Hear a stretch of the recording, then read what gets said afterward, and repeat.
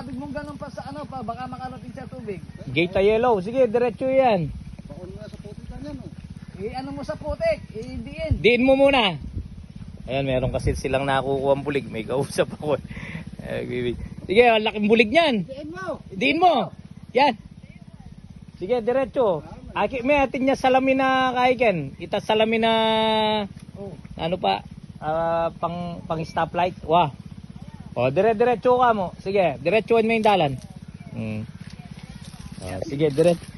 May minomonitor ako habang pinabibidyo ko. Ito kasi yung isda natin, no? Naka-fish cage na. Wah. Video da ka para kaya beda king adventure making harvest. Taga Bacolor ka na. O, taga Bacolor ka. O, sige. Ay, nakuwan siya yung dalag, oh. Sige, diretso. Wakit mo kami. Sige. Ayan, o. Real, laki, ah. Oh. Yan, o. Gumalaw. Nagulat yung ano kanina, eh. Nagulat yung ibon nung gumalaw. Kaya sabi ko nga, dalag yung ano. Sige, diretso lang. Nakikita mo kami. Lagay, may pangalan na yung ano na yan. Bulig na yan. Dagulyarin po, yan. Kulang yung 1 kilo. May GM medyan. Sige, diretso. Ito yung isda natin.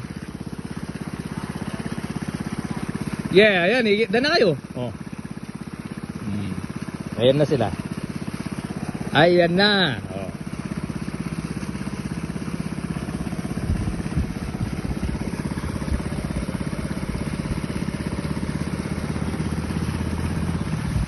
Ayan na.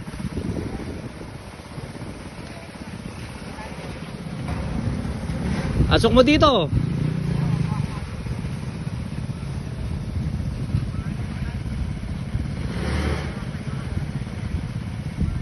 Ayan. Galing pa Bacolor, Pampanga to.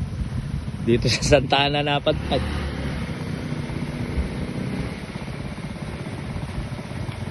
Sige. Tatama din yan. Oh, yun. Sige. Ito may pwesto. Nakasilong ka pa. From Bacolor with love, no? Ayan. Ayan. Ayan sila. Ika yung kasabi ko na, ma'am. Oh. Kabosis Kaping Gaya, taga Bacolor na.